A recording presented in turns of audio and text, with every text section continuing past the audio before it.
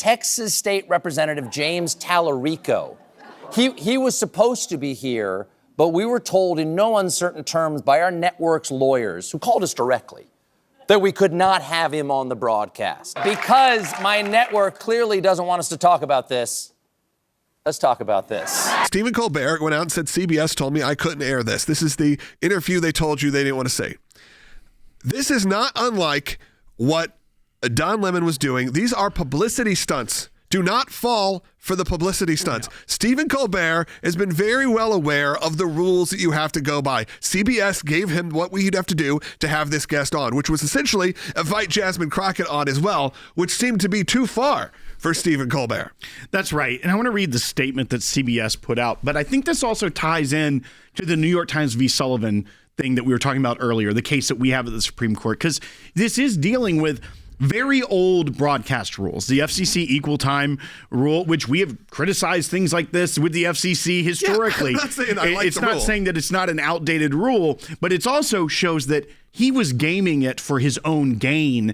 And this is what the Late Show, the statement from CBS said about the Late Show. They were not prohibited by CBS from broadcasting the interview with Representative James Talarico. The show was provided legal guidance that the broadcast could trigger the FCC equal time rule for two other candidates, including Representative Jasmine Crockett, and presented options for how the equal time for other candidates could be fulfilled, which is what legal departments do every single day at broadcast news organizations. I'm not necessarily saying that I agree with those rules. I'm not necessarily saying that they should be held up in 2026. But you know what? They've been the rules. They have been the law of the land for a very long time at this point. And we know what we have to do. Typically it involves, by the way, because people know what our show content is, all it typically is say we have on a political candidate. A lot of times they're more conservative leaning. We also shoot off an email to their rep on the other side and say, or the other candidate and say, we'd be happy to have you on as well. 9 times out of 10. Actually, I'd put 99.9% of the time, you either never hear back or you're going to decline. Because it's usually someone who knows what they're getting into. The rule is you basically just have to make the invitation. And you have usually, to offer. like Logan said, they are not ever going to say yes to that because you're not promising it's going to be a friendly interview, or you're not going to ask tough questions. No. They know that you're coming from a different perspective there, but you have to give them that opportunity.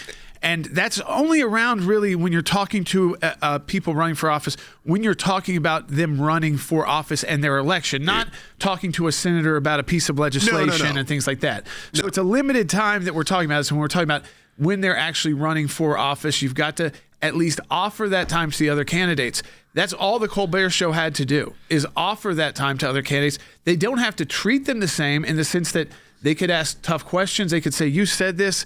Are you sure you'd be the best nominee? And to a Republican, I mean, Colbert could be nasty too. And likely, both of them would say no. Maybe in this case, one of them would have said yes. Because we're still in primary season. Yes. Every major mainstream television network, entertainment brand, I've been in the guts of them. The messages that you would get from standards and practices, from lawyers, they approve every script that goes out for the most part on all of these shows. And they don't approve it for creative content. They're not getting involved in saying, I think that joke isn't funny. What they're saying is, that goes over the line on what is legal for the FCC, or when you're marketing to families or whatever it may be. There are rules. So then it says the Late Show decided to present the interview through its YouTube channel with on-air promotion on the broadcast rather than potentially providing equal time options. Also, this was a game because at this point, it has 5.8 million views, this interview, which is titled James Talarico on Confronting Christian Nationalism and Strange Days in the Texas Legislature. He did this whole game to play the victim card so that they could get more views on it. Because you know what they weren't probably going to get? 5.8 million views of that interview on Colbert's show. So they are using this to look like a victim again. Maybe there's other ulterior motives as well. But then they're lying. Because James Talarico, this candidate, has tweeted 2 things that are factually untrue. Breaking, our campaign raised $2.5 million in 24 hours after the FCC banned our Colbert interview. And 2, This is the interview Donald Trump didn't want you to see. His FCC refused to air my interview with Stephen Colbert. Trump is worried we're about to flip Texas. The FCC didn't ban the interview. The FCC, if it had triggered equal time things, could have fined CBS, but it wouldn't have the power to take it off air. CBS's legal department presented options of how to air it, and they decided it wasn't worth giving Jasmine Crockett the airtime. So maybe it's actually James Talarico is concerned he's not going to be able to survive this primary without a little help from someone like Colbert violating FCC rules. Yeah, and Colbert at this point, is months away from his show ending. He is trying to build his own clout and credibility. I'm sure fielding offers from a lot of different organizations of where he's going to land after this. If not, he doesn't just build something on his own. That is simply in the cards. Look at it from a bigger marketing perspective. Everything is marketing, and they are all trying to get you to watch this interview. Why? One, to generate views, to give Stephen Colbert a little bit more credit than he has right now. And not credit in terms of credit in terms of, when he goes out to go sell himself again, which is what's going to happen. Because remember, in ratings, by the way, if you look at pure ratings, Stephen Colbert was often number one, was typically number one. However, on YouTube, Jimmy Fallon destroys Stephen Colbert.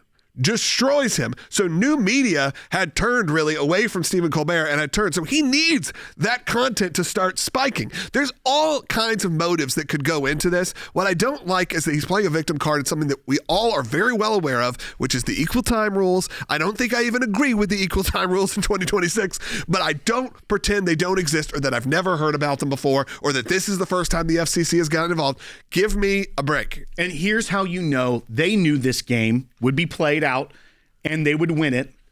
And it's not just the 5.8 million views that they've gotten since they published it. It's these comments that are beneath it. I'm watching this because my government tried to hide this from me. Dear FCC, thank you for bringing this to my attention. I wouldn't have seen it otherwise. Right. The FCC doesn't want you to see this. Let that sink in and share it.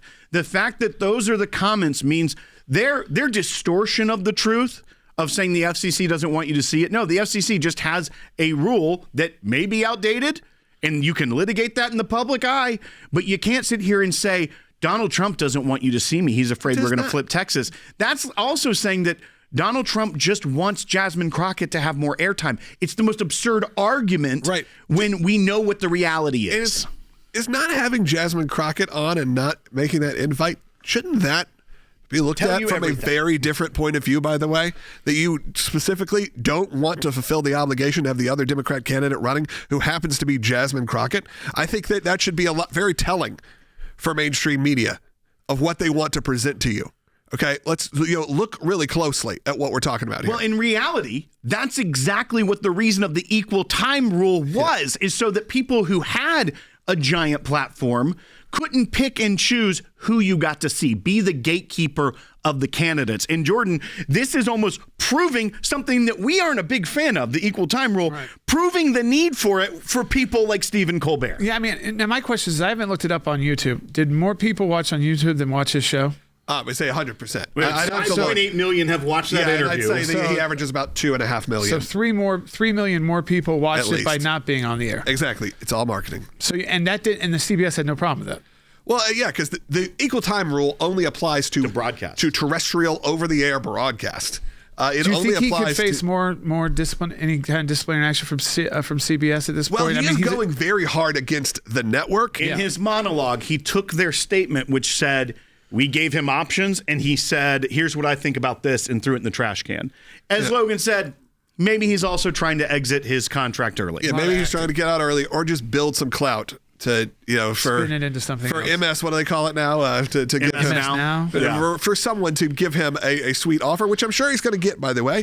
He's a talented guy. He's a good broadcaster. But these are the moments where I think that I wish the American people would see through the noise and realize that you're just being marketed to and lied to. And it has nothing to do with the politics of it. It has nothing to do with Donald Trump. It has nothing to do with this person running. It has to do with drumming up YouTube views. So he has more clout to go sell his show when his wraps up in 3 months. I see things a little bit differently, and also pretending that these laws haven't existed forever and that you've had to deal with them before. Okay, I guarantee you have. He just didn't want to see Jasmine Crockett or maybe Ted Cruz. Didn't want to see those people showing up on his show. How dare they? It's always in the cards.